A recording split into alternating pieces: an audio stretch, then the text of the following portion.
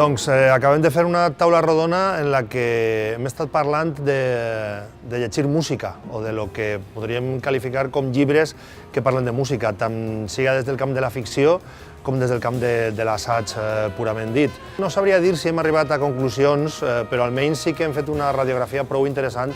del que significa escriure sobre música ara, ja sigui en valencià, en castellà, però sobretot en el context del context editorial de l'estat espanyol i concretament del País Valencià. En aquest sentit, en la taula rodona hem estat gent que fa ficció, com Xavi Aliaga, per exemple, que té un llibre que es diu Vides desafinades, que està en el context de parlar de ficció, però enclavat molt en el que seria l'escena musical valenciana. Ha estat també, per exemple, Emma Zafón, que és la coautora de No iba a salir y me lié, un llibre coescrit en Ximo Bayo, que d'alguna manera té una part autobiogràfica ficcionada, perquè també està parlant de la famosa ruta d'Estroi, ruta del Bacalao, etc., des d'un punt de vista d'haver-la viscut i també de fabular o de ficcionar sobre ella. L'altra banda estava, per exemple, Luisa Agost, que és autora de Vértigo, que és un llibre que des del món de la ficció, de manera directa,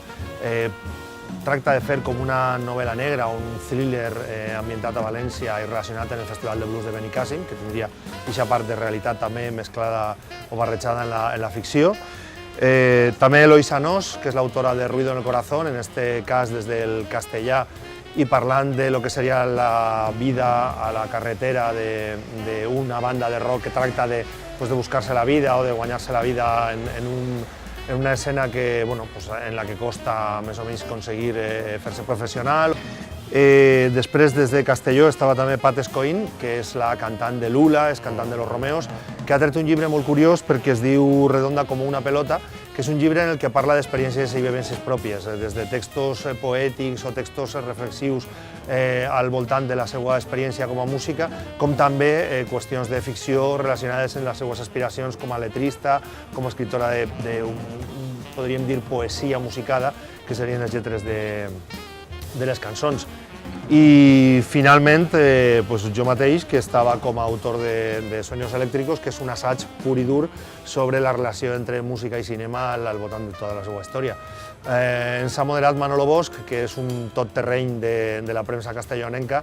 i en el que hem estat, jo crec que molt a gust, perquè ens coneixia perfectament a tots, s'ha sabut posar sobre la taula totes les qüestions que podien estar relacionades amb el que fem. La veritat és que ha sigut una estona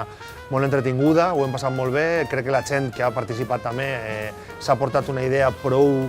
completa de lo que significa tractar d'escriure sobre música al nostre país i després el que hem fet és el diagnòstic, després les solucions i les medicines ja serà cosa de, no sé si d'una altra taula rodona o d'altres persones, nosaltres fem el que podem en el nostre àmbit.